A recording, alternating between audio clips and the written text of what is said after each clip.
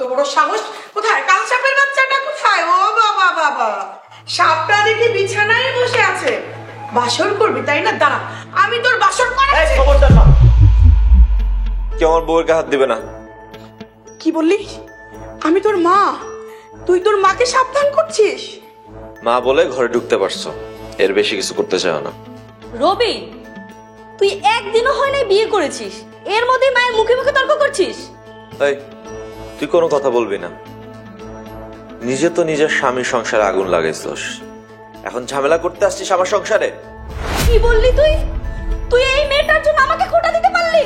মা, তুমি কিছু বলছো না যে?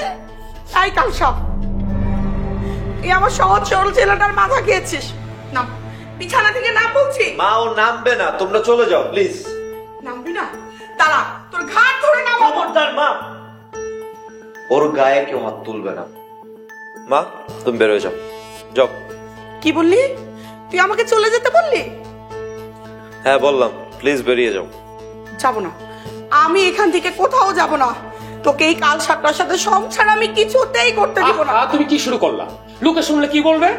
লোকে শুনলে কি বলবে? এমনিতে তো মানুষের মুখ বন্ধ করা যাবে না। পাশের বাসার ভাবি তার ছেলেকে কোথায় বিয়ে করেছে? সচিবের মেয়ের সাথে। কত গর্বের বিষয়। আর আমার ছেলের কপালে ঝুলেছে একটা থার্ড ক্লাস মেয়ে, একটা থার্ড ক্লাস মেয়ে। আমি তো এমনিতেই মানুষের কাছে মুখ দেখাতে পারবো না। তুমি ঝামেলা করো না তো। বিয়েটা যখন হয়ে গেছে, ওদেরকে ঠিকঠাক মতো বাসরটা করতে দাও। বাসর করতে দিব? বাসর আমি করতে দিব না। আমি বেঁচে থাকতে এই মেয়েকে এখানে আমার ছেলের সাথে ঘুমাতে দিব না। এই আমি বুঝলাম, দেখি আগে কে সরায়। হ্যাঁ,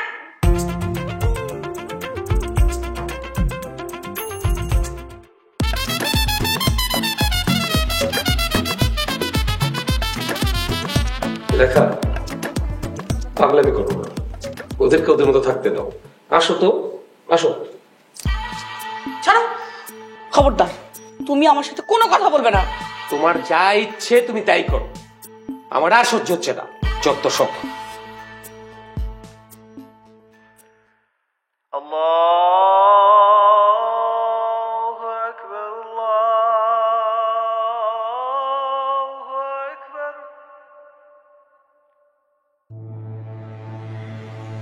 আজকে থেকে এই ঘরে আমি ঘুমাবো, আর তুই ড্রয়িং রুমে সোফায় ঘুমাবি।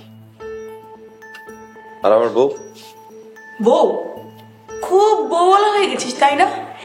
এই মেয়েকে যেখান থেকে এনেছিস সেখানে রেখে আসবি, যদি তুই এই মেয়ের ভালো চাস। রেখে আসার জন্য তো আর বিয়ে করিনি। ও আচ্ছা, তাহলে তুই আমার একটা কথা খুব ভালো করে শুনে রাখ। এই মেয়ের সাথে আমি তোকে শান্তিতে সংসার করতে দিব না।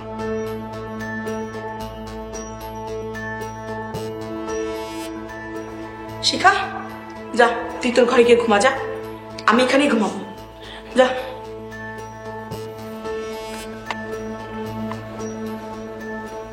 তো বড় সাহস আমার বাসায় ঘুমাবি? আচ্ছা, শান্তিতে ঘুমাতে দিব।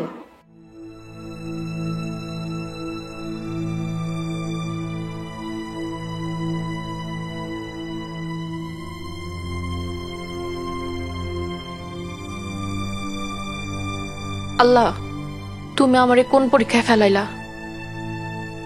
আমার এই বিপদ থেকে তুমি উদ্ধার করো, উদ্ধার করো আল্লাহ।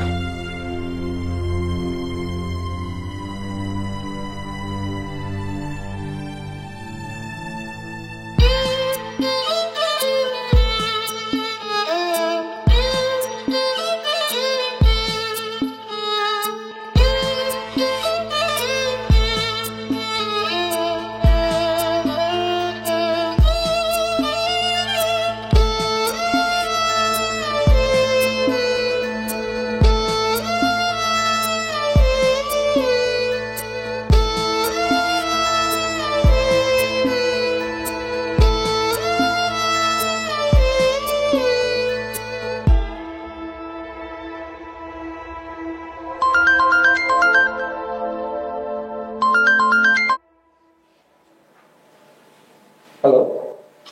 আসসালামু আলাইকুম ভাইজান। ওয়ালাইকুম আসসালাম।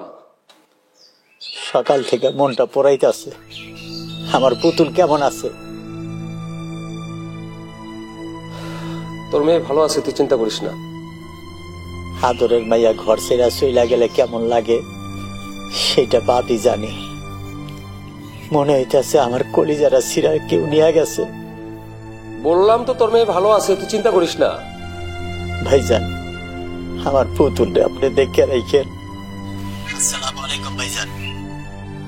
ওয়ালাইকুম আসসালাম।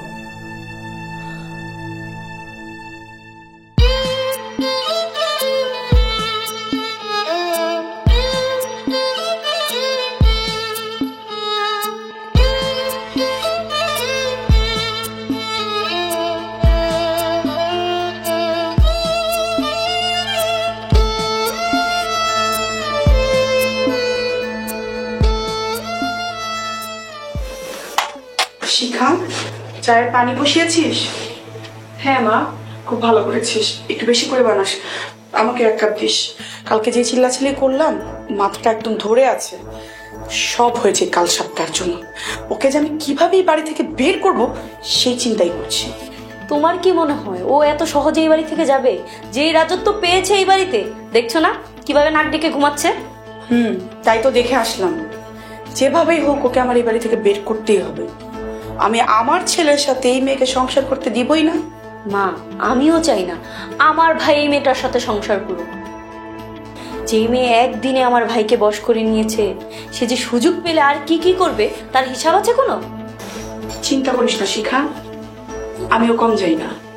আমিও দেখবো এই মেয়ে কিভাবে আমার ছেলের সংসার করে। ঠিক আছে মা। দে চা দে।